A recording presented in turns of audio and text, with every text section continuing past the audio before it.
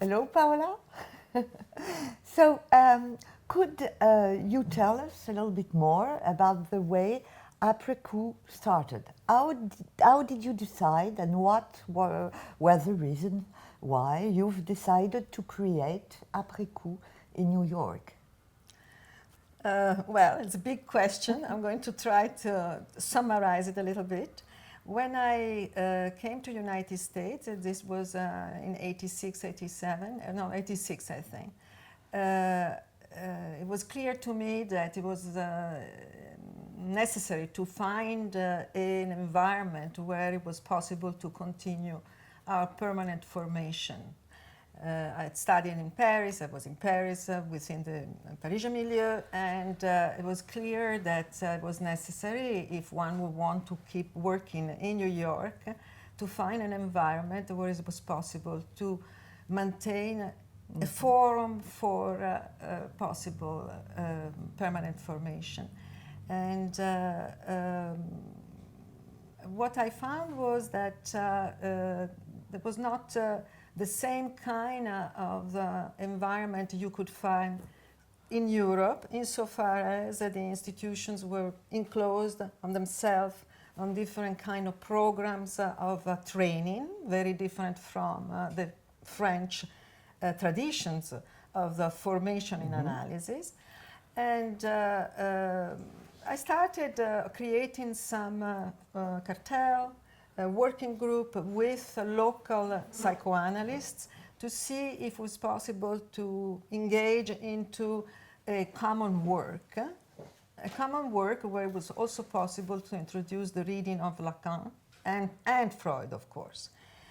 And in doing so, at a certain point in 87, a group of us decided to do a conference on a topic which is crucial, that is the topic of time in psychoanalysis, insofar as the issue of time specifically is a trait of difference between the continental analysis and the tradition of neo-Freudian psychoanalysis in United States. Of course, we know that the conceptualization of the logical time in Freud and Lacan is crucial for the understanding of the direction of the treatment, for the understanding of psychic causality, but it was not part of the American tradition. And therefore, we did have this colloquium on time in psychoanalysis in Columbia, at Columbia University in, I think that it was the fall of 87. And with my great surprise, many people showed up. So there were a lot of people who expressed an interest in it. Colleagues from Paris joined also for the conference. It was actually very interesting and productive. And in the aftermath of the conference, it occurred to me that it looked like there was a space for creating an association, because it looked like there was enough interest for it. And we decided to create a new association in New York. This was the origin of it. Now, originally, because the topic of time was so crucial, I had in mind to name the association with a signifier that is crucial in the entire understanding of Freud's conceptualization of psychic causality, that is to say, Nachträglichkeit. Nachträglichkeit also because the term is being translated by the Streicher's edition of Freud with deferred action. A term that doesn't have anything to do with the Freudian concept itself. And therefore I thought, well, we should call our association Nachträglichkeit. But my colleagues thought that this was a term, it was unpronounceable. And therefore, the idea was, well, how can we mark the name of the association with this trait? And we thought, well, let's use the French translation for it, which is the term Après-Coup, which is a current term, and therefore we founded Après-Coup Psychoanalytic Association. Originally, of course, everyone was a little bit skeptical about the term Après-Coup, but then they were saying Après-Coup. But then actually it became pretty soon welcome and popular. So that was the origin of the creation of the association. We started with my regular seminar, and in my seminar I invited the colleagues from Paris that I work with. Several colleagues participated into it, and we started with a program which was a regular program on the reading of the text of Freud and Lacan and discussion on this text. To me, it was essential returning to the reading of Freud's text, and essential to make clear that the association is a Freudian Lacanian, insofar as, unfortunately, in the general American tradition, Freud is not read as much. Freud is considered to be a pioneer psychoanalyst, but someone that, in a sense, had been surpassed by the analyst who came after him. There is a little bit of this idea of progress, that what comes after is always better than what came before. And it was typical locally. While in fact, what was lost completely was a rigorous reading of the text and a philological reading of the text. Also because to introduce Lacan, as you know very well, it's impossible to introduce Lacan in an environment without having a very rigorous understanding and reading of Freud's text. So the association is Freudian Lacanian in this sense, and is a trait that for us is very important to stress. And I have to say that I had the cooperation in the development of the association from many analysts coming from France, with whom I had studied earlier. Originally, many very extraordinary analysts came, Serge Leclerc, with whom I worked myself, and Michel Montrellet, Jacques Assoun, Alain Didier-Veil, Claude Raban, Marie-Madeleine Châtel-Lessana, Mustapha Soifouin. Many people came, and people that started, in a sense, engaging also in the laboratory of the working group within the association. The original idea of the association was to create an environment for the permanent training in psychoanalysis. I don't think that is possible as psychoanalysts once we have been, let's say, formed, to stop our permanent formation in line with what Lacan speaks about, of the knotting together between analysis in intention and extension, which needs to be permanent, right? And therefore, this was the original idea of the of this group.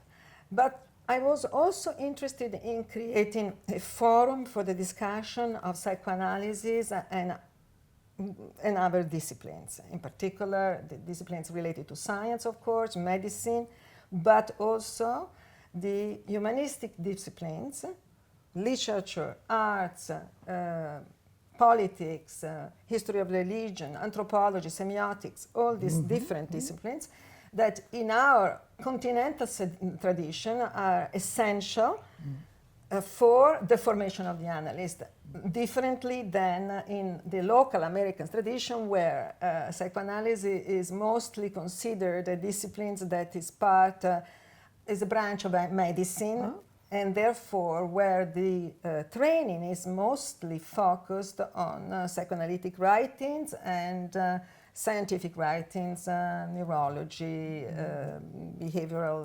psychologies, and so on and so forth.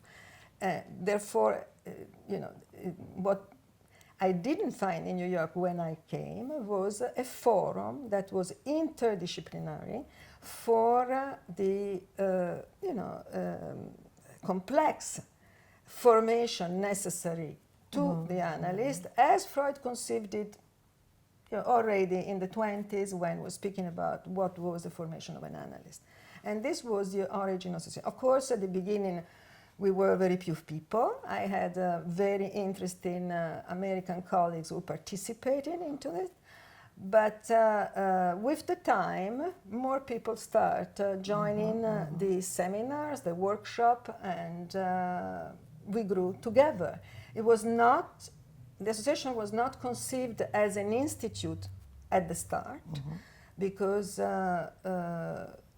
in the spirit of the notion of après-coup, of aftermath, we wanted to see how our studying together would have developed in order then to decide if this would have eventually led to a formation and therefore to something that could have been structured in a more formal manner. And it did, because it is the case today. And tell us a little bit more also about that unbelievable success, which is the possibility of that recognition By the state. By the state. Because it's for us in France, when we hear about that, we say, whoa, après-coup, how did they succeed such an important challenge? How come they did it? Well, it was an interesting story because what happened is this. As I mentioned before, it was not in our intention originally to create a formalized institution. But what happened is that by the late 90s, so Après-Coup was founded in 87. By the late 90s, so let's say 10 years later, people had started forming themselves as psychoanalysts within the association. And therefore, we had colleagues that had taken advantage of the work of the association to train and form themselves as psychoanalysts. And therefore, it was at that point that it became clear that, that maybe it was worthy at that point to seek for a formal recognition by the State Department of Education. And at first, we were a little bit hesitant in the sense that we were concerned that the difference of the nature of our association and institute could somehow create problem vis-a-vis I would say, the orthodox structure of the local institutes. But in fact, when we presented our program to the State Department of Education, they were very open to it, and we explained to them clearly exactly how the program was functioning, or the goals of the program, the nature of the direction of the treatment in the specificity of the Freudian Lacanian tradition, the idea of what could have been conceived as a completion of a formation program within this tradition, which is slightly different from what is being conceived within the local psychoanalytic institute, so far as the psychoanalytic institutes are very much the local institute, modeled after an idea of academia, where you have first, second, third, fourth, fifth year of the studies, and then you complete it and you get a diploma out of it, right? Well, in our tradition, we know that the temporality of the formation of a psychoanalyst, it varies. It may be much longer than this, or shorter according to the vocation and the talent of each different person. That it was absolutely fundamental to introduce in the notion of formation also the point of difference, subjective difference. And therefore, we explain the structure of the program, and the State Department of Education was incredibly open in the dialogue. And by the end, they approved our program as it was in place already. I mean, it was a long process, of course. And by the end, we got the provisional chapter of the State Department of Education recognition, and we became we were recognized officially as a psychoanalytic association. In reality, ours is a school, une école, je dirais, hein? In the French sense of the tradition of psychoanalytic, une école psychanalytique. The word school could not be used in the United States because a school is a term that is devoted only to certain specific educational institutions. Therefore, we kept the name association to differentiate ourselves. But, this is what it is. And the particularity of Après-Coup is the fact that there are many particularities. Okay. Most importantly is that it is an association where not only people interested in psychoanalysis can participate. There are members in our associations, and this is true from the beginning, that are not psychoanalysts, that are people that are coming from different disciplines, that are from the humanities, lawyers, architects, arts, etc., but that contribute in the humanistic background discussion for the formation of the analyst. So is our membership, our members are not necessarily psychoanalysts. We have psychoanalysts and non-analysts in our membership. Everyone can participate to the general forum of the discussion of the program we offer. Then we have a track that is just for the formation of the analyst. And this different track implies that person is licensed to practice and that does clinical work. And then we have a specific program for the clinical work. Wow, wonderful. It's really and a we great thing obtained to the look at. recognition in 2000, I think, I don't remember, but I think 2002 or something like that. Yes. And so, Après-Coup today, what would you say about Après-Coup today? Well, Après-Coup today, I mean, Après-Coup is not a huge group, it's a small group, but it's a group, as you know, because you are a faculty member of Après-Coup, very lively. So the characteristic of it, which is unique in the United States, is that it is a psychoanalytic association with a formation track where the faculty is international. We have faculty, people that are psychoanalysts and supervisor from United States, but we also have a faculty from the world. And therefore, as you know, several people coming from France, South America. I would say a spectacular faculty because we have senior psychoanalysts that contribute to the teaching and the forming of our, we don't like the word candidate, we call it analyst information. And so this is a particularity of it. It's very lively because we provide at the same time a very rigorous study of the text.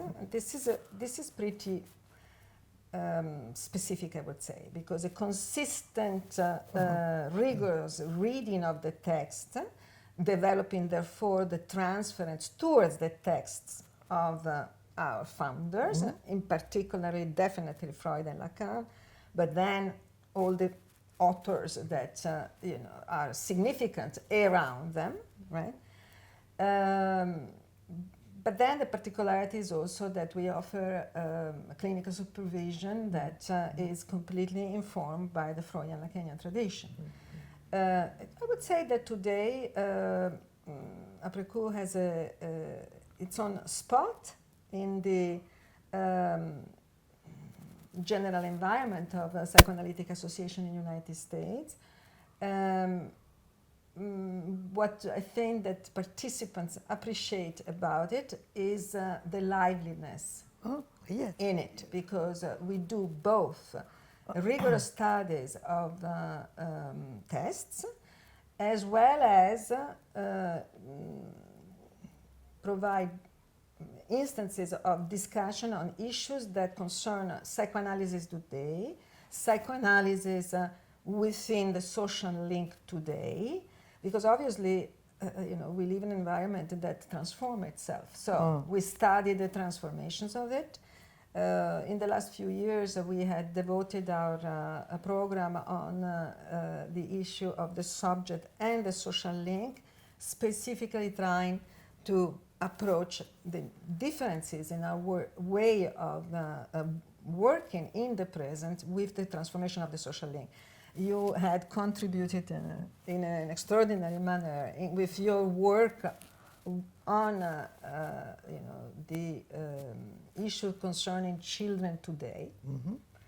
And we have, of course, also workshops that are dedicated specifically to children analysis, as well to, other topic. There are, fundamental, the different structure, and so on and so forth. So I would say that this is more or less.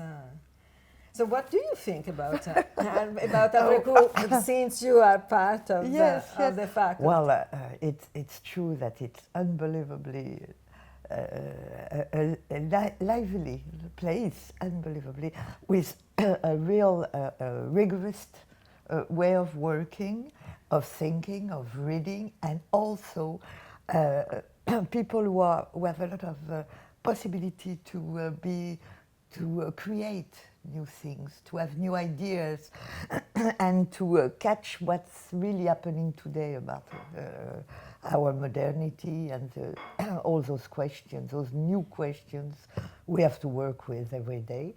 But it's a great place to come.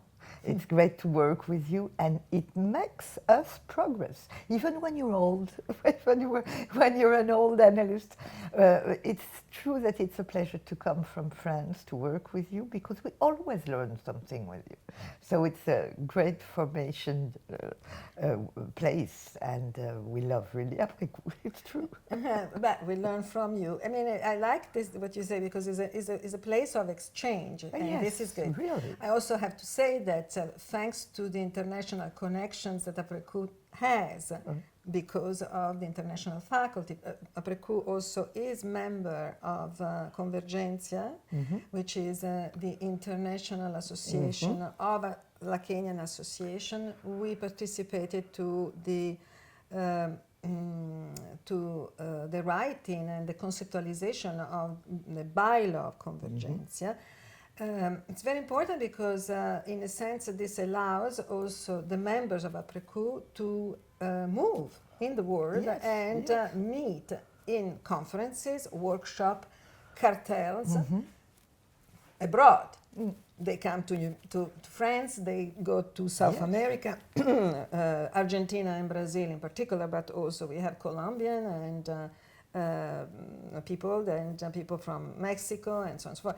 Another particularity of Après-Coup, of course, because it's situated in New York, is the fact that our members and our analyst informations, they come from all over the world. Yes. Because some of them are not American, actually, but they, became American citizens. And so another particularity of Après-Coup is that we work in between languages.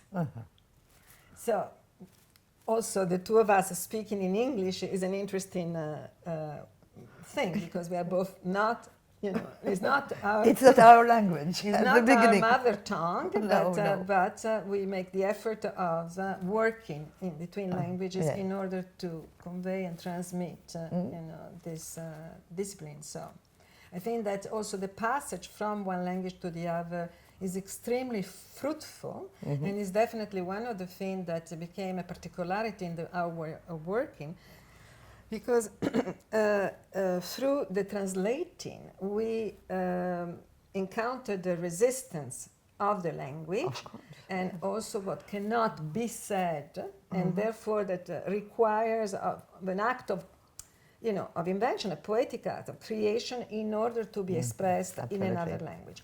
For us, it's essential because, unfortunately, one of the great problems we had with the Lacanian tradition in the United States is that there's been, unfortunately, originally lots of Lacan has been very poorly translated into English. Of course, it's understandable because Lacan is so difficult to translate. To translate, you know, I mean, it requires enormous amount of work in order for it to be translated.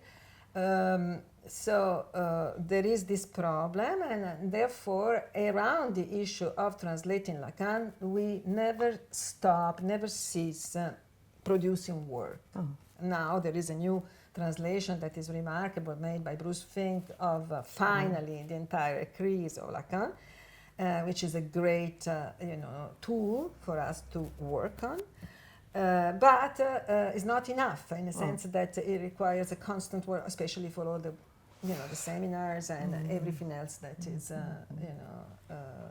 necessary for us to work on. But, I have to say that we encountered also a major problem in the translation of Freud into English. Of course, because, for instance, we ourselves founded ourselves on a problem of translation of Freud into English.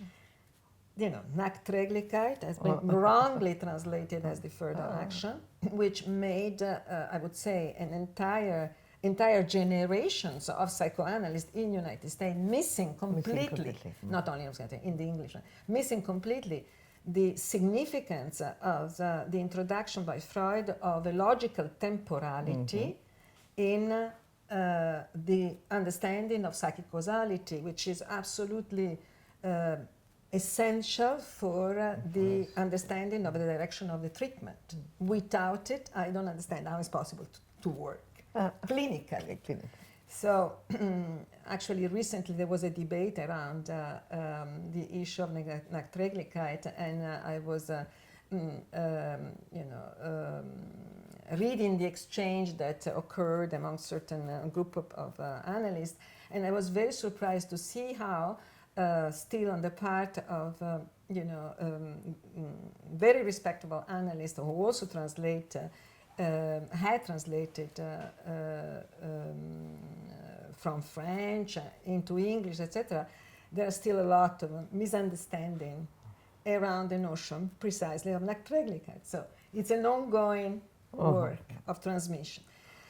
I believe that it's our task, especially in modern times, but it's always been our task, our ethical task, to find the appropriate ways to transmit psychoanalysis.